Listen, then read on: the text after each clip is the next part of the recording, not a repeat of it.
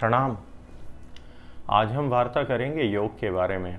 हमें लोग योगी कहते हैं, इसके अलावा भी अनेकों नाम हैं। चोर, डाकू, छलिया, डोंगी, बाबा, छक्का, मीठा, वो सब चलते रहेंगे। इसके अलावा भी हमारे अनेकों परिचय हैं। हमें गुरु, आचार्य, वैद्य, शास्त्री, डॉक्टर, अनेकों नाम हैं।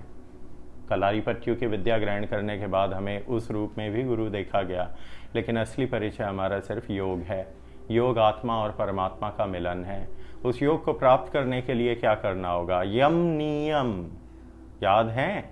अष्टांग, अष्टांग हृदय आपको याद हैं? योग की विद्या देने वाला महर्षि पतंजलि, उसके सूत्र वो क्या सिखाते हैं? यम नियम, स्वाध्याय, धारणा, ध्यान, समाधि, प्राणायाम, आसना, इन सब को जो समझ पाएगा वही समाधि तक जाएगा। समाधि का भावार्थ है सभी कुंडलिनी चक्रों को एकाग्र कर पाना, उन्हें शुद्ध करना और परमात्मा की परम ऊर्जा से जुड़ जाना। ये सब करने के अनेकों रूप हैं, अनेकों साधन हैं। उन सबको तपस्या कहते हैं। आप लोग उसे पूजा कहते हैं। अगर पूजा सच्चे मन से करी जाए तो वो भी तपस्या है, और तपस्या ही कर्म है। और इन्हीं कर्मों के जब आपके जीवन में अनेकों पुण्य एकत्रित हो जाएंगे तो परमात्मा अलग अलग रूप में आपसे वार्ता करेंगे। अब आप सोचो कि शंकर दर्शन देने आए तो किस रूप में आए? मनुष्य के रूप में आए, ऊर्जा के रूप में आए, या हनुमान बन के आपको दर्शन दे जाएं?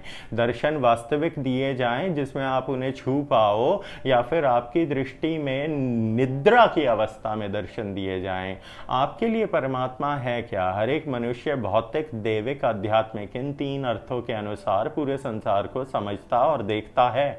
जो देविक अर्थ में होंगे वो परमात्मा का देवंश समझेंगे। देवंश समझने का मतलब है वो अवतारों की पूजा करेंगे, भगवानों की पूजा करेंगे और उन्हीं के प्रति अपनी भक्ति समर्पित करेंगे। वो भक्ति योग है। उसके परे ज्ञान योग है। जो मनुष्य भक्ति में अंधा हो गया वो ज्ञान योग के लिए योग्य मनुष्य नहीं कहलाया।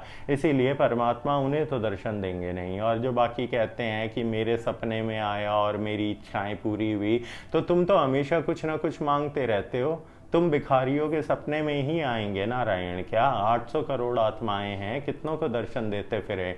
अब तुम कहोगे कि मुसलमान और क्रिश्चियंस को दर्शन, अरे भैया अगर वो पुण्य कर रहे हैं तो उनको भी वो परम ऊर्जा कहीं ना कहीं किसी न किसी रूप के फ्रीक्वेंसी के संकेत देगी। आप ना समझ पाए तो इसका ये मतलब थोड़ी है कि संसार में वो चीज़ें हैं ही नहीं। आपकी दृष्टि सूर्यमंडल, तारामंडल, इसके परे नहीं देख सकती, तो इसका ये मतलब थोड़ी कि वहाँ पर कुछ है ही नहीं।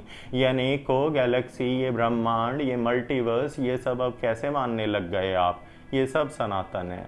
इस चीज़ को देखना सीखें और समझें, और आप सब भी उस परमात्मा की ऊर्जा से जुड़े। उनसे जुड़ने के लिए यौगिक जीवन का आचरण होना चाहिए। ब्रह्म मुहूर्त में उठेंगे, अपने शरीर को शुद्ध करेंगे, व्यायाम करेंगे, प्राणायाम करेंगे, भक्ति करेंगे, मौसम के अनुसार दान पुण्य करेंगे, गौ सेवा करेंगे, माता पिता की सेवा करेंगे।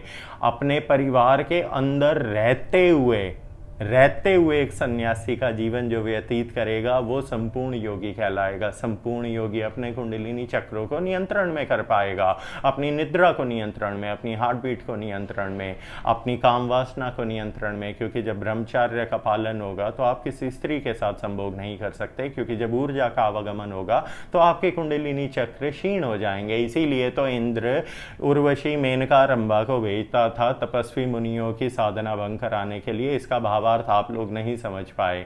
और जब आप ये सब कुछ समझ जाएंगे तो आप अपने आप को हमसे जुड़ा हुआ पाएंगे।